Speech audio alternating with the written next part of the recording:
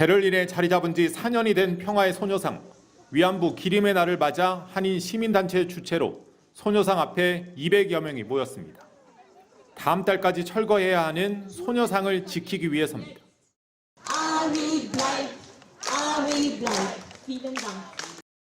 관할구청은 절차적 명분을 내세웠습니다. 공모전으로 선발된 예술 작품이 아닌 만큼 영구적 설치는 안 된다는 게 이유입니다. 그런데 또 다른 이유에는 일본 정부의 끈질긴 압력이 작용한 것으로 보입니다. Unheimlichen E-Mails bekommen von erst mit japanischen Namen, dann mittlerweile mit fake deutschen Namen, wo uns gesagt wurde, dass diese Statue unbedingt weg muss, dass sie ein 지난 5월 베를린 시장은 일본 방문 뒤 사실상 소녀상 철거를 시사했고, 지난 7월 기시다 일본 총리의 독일 방문을 앞두고는 관할구청에서 소녀상 철거 뜻을 공개적으로 밝히기도 했습니다. 일본이 국력을 총동원해 역사를 지우려고 안간 힘을 쓰고 있는 겁니다. 現としてそのjapanische offizielle nutzt viele Geld zu diese Drucksmachen gegen Berliner Stadtpolitik. Das ist echt verschämt als japanische. Ich bin echt.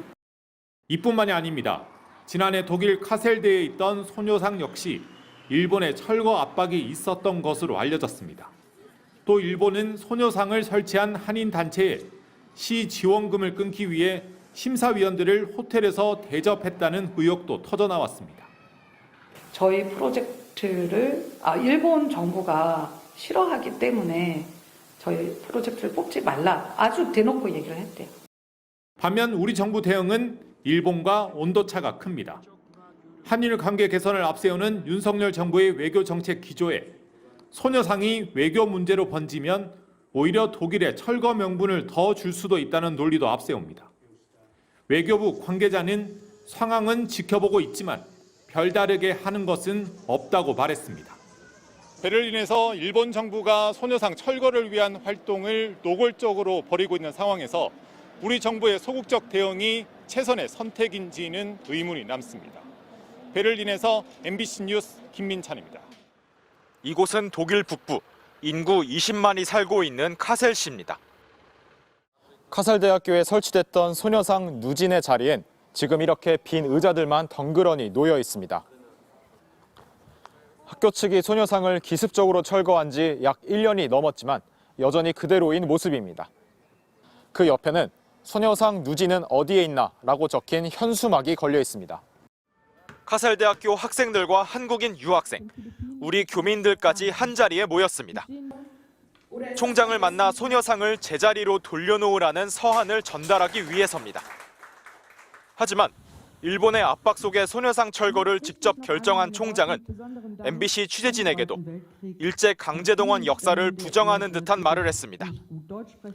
일본군 위안부 문제를 한일 관계만의 문제가 아니라 전쟁 중 이뤄진 성매매에 대한 연구로 봐야 한다는 취지였습니다. Ich würde in diesem Zusammenhang jetzt heute vor allen Dingen gerne noch einmal auf das Thema Zwangsprostitution in Kriegen. 학생들의 항의에 오히려 총장은 불편한 기색으로 자리를 떴습니다. 전쟁 중에 폭력이 아니고 일반적인 그냥 그 성매매 어떤 이슈로 몰아가더라고요. 슬프죠. 그리고 저희도 이게 이렇게나 오랫동안 이 자리가 비어 있을 줄 생각. What's disappointing is the non-communication with the initiative. 베를린에 설치된 소녀상도 찾아가 보았습니다.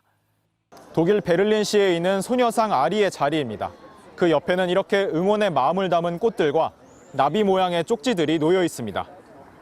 하지만 이곳 구청은 설치 허가 기간이 9월로 끝이라며 철거 방침을 밝혔습니다.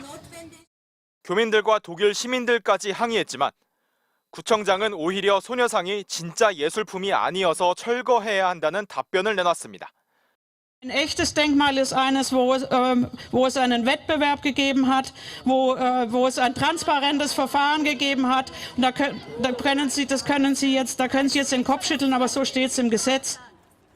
그나마 이런 일본 압박에서 자유로운 건 교회 앞마당, 그러니까 사유지에 세워진 프랑크푸르트 소녀상뿐입니다.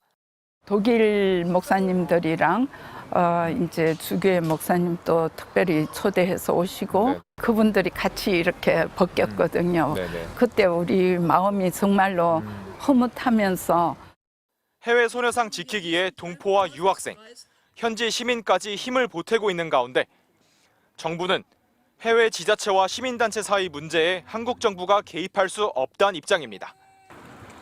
MBC 뉴스 변은재입니다.